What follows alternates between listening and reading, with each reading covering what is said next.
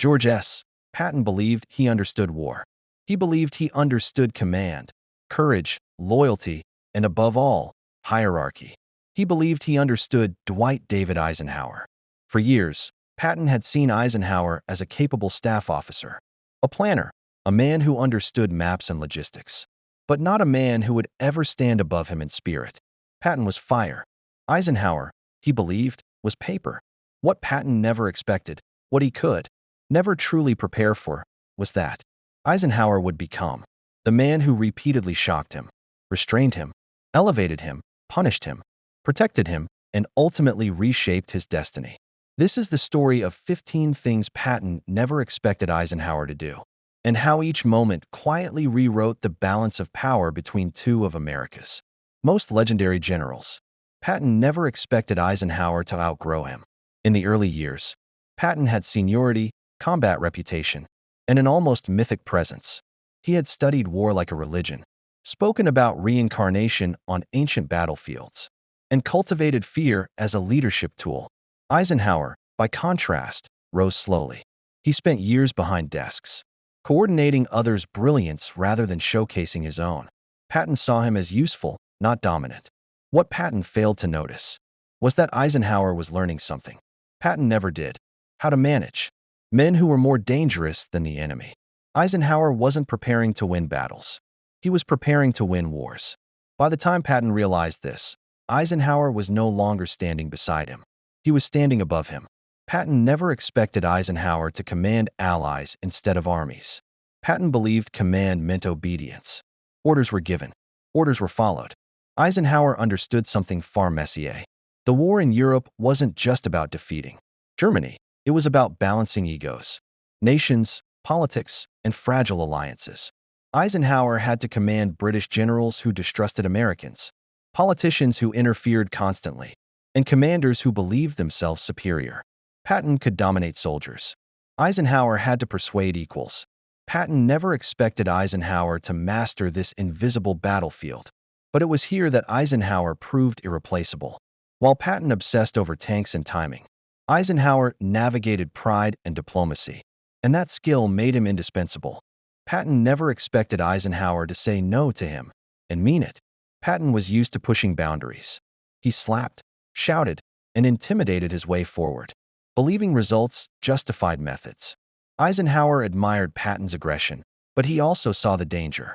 When Patton crossed lines, Eisenhower didn't explode. He didn't publicly humiliate him.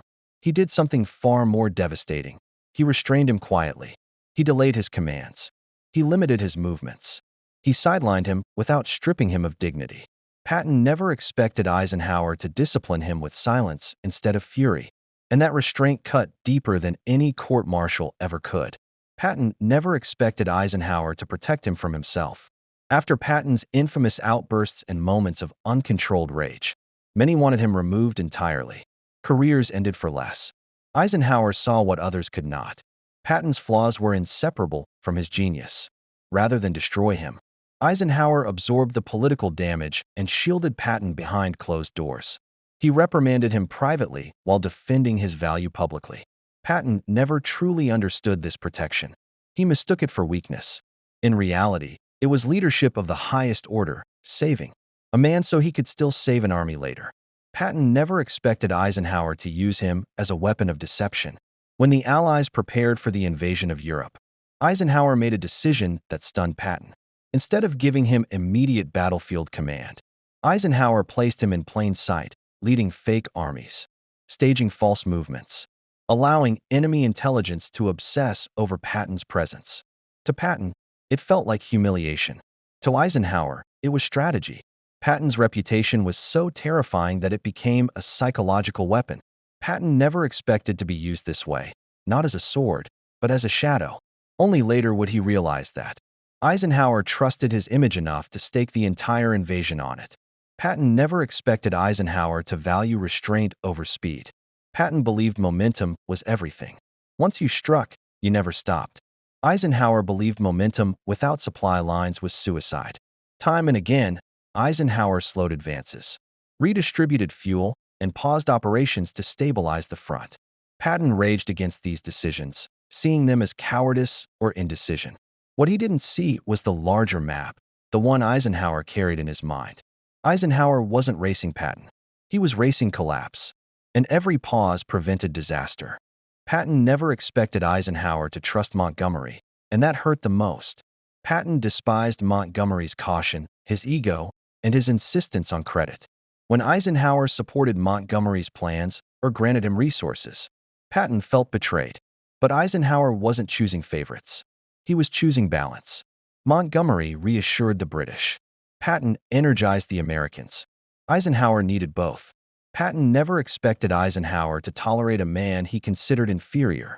But Eisenhower understood that winning a coalition war required compromise. Patton would never accept. Patton never expected Eisenhower to outmaneuver him politically. Patton thought battlefield victories spoke for themselves. Eisenhower knew that perception shaped history. He controlled press access, managed statements, and carefully framed narratives. When Patton made inflammatory remarks, Eisenhower quietly contained the fallout. When Patton won victories, Eisenhower ensured they served Allied unity, not personal glory. Patton never realized how often Eisenhower redirected praise, softened criticism, and protected reputations, including Patton's own. Patton never expected Eisenhower to believe in him even when he doubted himself. After setbacks, Patton's bravado cracked in private. He wrote bitter letters, questioned his purpose, and feared irrelevance. Eisenhower saw these moments and responded not with pity, but with opportunity. He returned Patton to command when others wouldn't. He placed him where his aggression mattered most. Patton never expected Eisenhower to read his silences so accurately or to answer them with trust. Patton never expected Eisenhower to redefine leadership. Patton believed leaders inspired fear. Eisenhower inspired confidence. Soldiers trusted Eisenhower because he listened. Allies trusted him because he absorbed blame. Patton never learned this lesson, but he witnessed it. Over time, even Patton began to understand that Eisenhower's calm was not weakness, it was armor. Armor Patton himself never wore. Patton never expected Eisenhower to become the face of victory. When the war ended, it wasn't Patton standing as the symbol of Allied triumph. It was Eisenhower. The man Patton once overlooked had become the embodiment of restraint, unity, and resolve. Patton's victories were brilliant, but Eisenhower's victory was final. And that truth haunted Patton more than any battlefield loss ever could. Patton never expected Eisenhower to survive him in legacy. Patton died not long after the war. His mind still racing, his spirit still restless. Eisenhower moved on, to rebuild Europe, to lead a nation, to become something Patton never imagined. A peacetime leader remembered as much for wisdom as for war. Patton's name echoed like thunder. Eisenhower's endured like stone. And perhaps the most painful truth of all was this: Patton never expected Eisenhower to be right. Because in the end, history did not remember who shouted the loudest or advanced the fastest. It remembered who held everything together when it was about to tear apart. And that was Eisenhower. Patton never expected Eisenhower to test his patience as much as his courage. By the middle years of the war, Patton had proven, beyond any doubt, that he was the most aggressive battlefield commander the Americans possessed. Wherever Patton went, movement followed. Wherever he stopped, the enemy collapsed. Yet instead of being unleashed without limits, Patton found himself constantly checked, paused, redirected, restrained. To Patton, it felt like betrayal. To Eisenhower, it was necessity. And in that growing space between Patton's hunger for glory and Eisenhower's demand for balance, something inside Patton began to fracture. Patton never expected Eisenhower to see the war as something fragile. Patton saw war as a hammer. You struck until nothing moved. Eisenhower saw war as glass, powerful, but always at risk of shattering if handled carelessly. Every Allied advance risked overextension. Every bold move risked political fallout. Eisenhower carried the weight of consequences Patton never had to face. When Patton demanded fuel and priority, Eisenhower had to consider other fronts, other armies, other promises. Patton never expected Eisenhower to deny him resources even when victory seemed within reach. To Patton, denial felt like sabotage. To Eisenhower, it was survival. Patton never expected Eisenhower to let him fail publicly. After earlier protections, Patton assumed Eisenhower would always catch him before he fell. But Eisenhower understood that unchecked ego was dangerous. When Patton overstepped again, through reckless words, uncontrolled anger, and statements that threatened Allied unity, Eisenhower did something Patton never imagined. He let consequences land. Not fully, not fatally, but enough for Patton to feel exposed. Patton felt abandoned, humiliated, confused. What he didn't understand was that Eisenhower was teaching him the only lesson Patton had never learned: discipline of the self. Patton never expected Eisenhower to value optics over victories. Patton believed the public should adapt to generals, not the other way around. Eisenhower believed public trust was a weapon just as powerful as any tank division. When Patton's remarks risked alienating allies or undermining morale, Eisenhower acted swiftly, not loudly, but decisively. Patton saw censorship. Eisenhower saw preservation. Patton never expected Eisenhower to fight battles he could never see, battles fought in headlines, whispers, in conference rooms instead of fields soaked in mud and blood. Patton never expected Eisenhower to give Montgomery another chance. Every time Eisenhower extended patience to the British commander, Patton felt the sting deepen.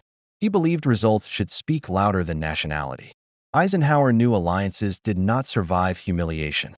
He allowed Montgomery space not because Montgomery was perfect, but because the alliance required equilibrium. Patton never expected Eisenhower to sacrifice personal admiration for collective stability. Patton wanted loyalty. Eisenhower needed cohesion. That difference defined them. Patton never expected Eisenhower to understand him so well. Behind closed doors, Eisenhower read Patton's letters, listened to reports, and recognized patterns others missed. He saw when Patton was driven by brilliance and when he was driven by insecurity. Eisenhower knew Patton feared being forgotten more than he feared death. And so Eisenhower wielded opportunity like medicine, sometimes withheld, sometimes delivered at the last possible moment. Patton never realized how deliberately Eisenhower managed his career, not to diminish him, but to preserve his usefulness. Patton never expected Eisenhower to unleash him when it mattered most. After months of frustration, silence, and restraint, Eisenhower finally removed the leash. When the front demanded speed, aggression, and relentless pressure, Eisenhower turned to Patton without hesitation. In that moment, Patton understood something profound.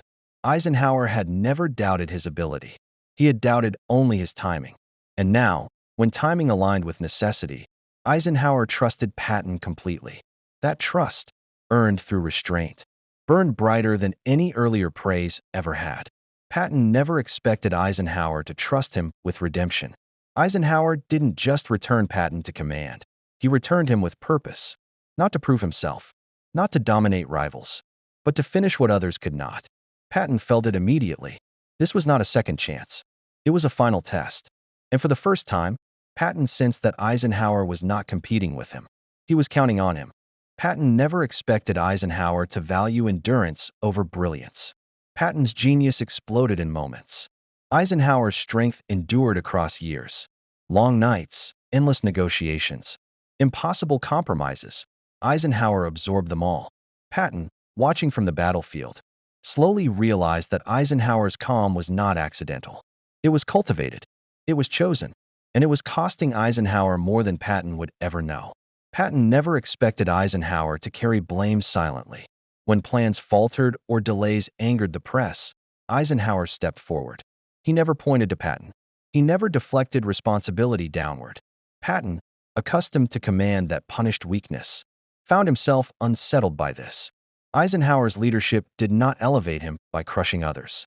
It elevated others by shielding them. Patton had never seen power used that way. Patton never expected Eisenhower to change him. Slowly, almost imperceptibly, Patton began to adjust. His words became more measured. His frustrations moved to private pages instead of public speeches. His understanding of timing deepened, not because he agreed with Eisenhower, but because Eisenhower had forced him to confront limits he never believed existed. The fire still burned, but it burned within boundaries now. Patton never expected Eisenhower to become his mirror. In Eisenhower, Patton saw what he was not and could never be. A man who mastered himself before mastering others. A leader who conquered chaos without becoming chaotic. That realization unsettled Patton more than any enemy ever had, because it meant that greatness came in forms Patton had never respected. And as the war pushed toward its final stages, Patton felt something unfamiliar pressing against his chest. Not fear, not anger, but reckoning. The realization that Eisenhower's way, the way Patton had resisted at every turn, might be the reason the entire enterprise had not collapsed under the weight of its own ambition. Patton never expected Eisenhower to prepare for peace while others fought for victory. But Eisenhower was already looking beyond the battlefield, and Patton, still consumed by motion and momentum, stood at the edge of understanding that the war was no longer just about defeating an enemy. It was about shaping what came after, and that realization would define everything that followed. Patton never expected Eisenhower to think beyond victory. As the war neared its end, Patton remained consumed by motion, by distance gained, enemies crushed, and the intoxicating belief that one more push could define history forever. Eisenhower, however, had already shifted his gaze. While generals argued over territory and prestige, Eisenhower was calculating stability. He was thinking about borders, occupation, reconstruction, and restraint. To Patton, this felt like surrender of spirit. To Eisenhower, it was responsibility. And in that quiet divergence, the final lesson Patton never anticipated began to take shape. Patton never expected Eisenhower to deny him Berlin. Nothing cut deeper. To Patton, Berlin was destiny, a symbolic finish worthy of sacrifice and speed. He believed the man who reached it would be remembered as the true conqueror of Europe. When Eisenhower chose otherwise, choosing alliance agreements and political realities over battlefield bravado, Patton felt robbed. He could not accept that victory might be shared, negotiated, or even limited. Eisenhower understood something Patton could not. Taking Berlin would cost lives that history would never justify. That decision, more than any other, defined Eisenhower's command and broke Patton's illusion that glory always outweighed consequence. Patton never expected Eisenhower to accept criticism without defense. As whispers spread that Eisenhower was cautious, indecisive, even timid, Eisenhower did not respond with speeches or counterattacks. He absorbed it. Patton, who thrived on confrontation, could not comprehend this silence. He mistook it for weakness. In truth, Eisenhower understood that history would judge outcomes, not noise. He allowed others to burn their energy on complaints while he conserved his for decisions that mattered. Patton never learned that power could be quiet. Patton never expected Eisenhower to let him drift into isolation. As the war ended, Patton found himself increasingly out of step with the future. His words, once tolerated in wartime urgency, now felt dangerous in peace. Eisenhower did not crush him, but he did not rescue him either. The protection that once existed faded naturally, not cruelly. Eisenhower knew the war had changed what leadership required, and Patton, brilliant as he was, belonged to a world that was already disappearing. Patton never expected Eisenhower to forgive without forgetting. Eisenhower never publicly condemned Patton's failures, nor did he erase them. He simply moved forward. That balance, neither vengeance nor denial, was foreign to Patton. Patton believed judgment was final. Eisenhower believed judgment was contextual. He understood that men were not moments, and that history should not be written with a single sentence. This mercy, understated and firm, became one of Eisenhower's greatest acts of leadership. Patton never expected Eisenhower to become the standard. As officers reflected on the war, it became clear whose style would be studied, replicated, and taught. Eisenhower's leadership, measured, disciplined, inclusive, became the model for future generations.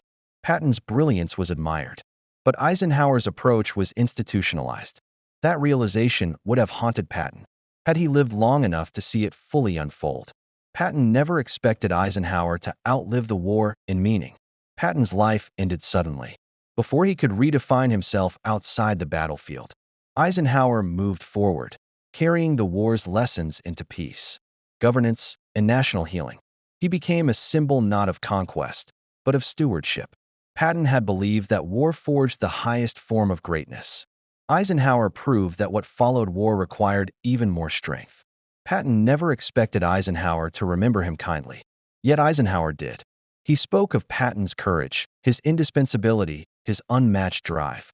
He did not reduce him to his mistakes. He did not romanticize him either. He told the truth, balanced, human, and enduring. In doing so, Eisenhower ensured that Patton would be remembered not as a problem to be erased, but as a force to be understood. Patton never expected Eisenhower to teach him his final lesson without saying a word. That lesson was simple and devastating in its clarity. Greatness without control burns out. Greatness with restraint endures. Patton's fire changed the course of battles. Eisenhower's control changed the course of history. Both were necessary, but only one could carry the weight of the world without destroying it. Patton never expected Eisenhower to be right about the cost of unchecked ambition. He never expected that the very traits that made him legendary would also limit him. And he never expected that the man he once underestimated would become the quiet architect of victory.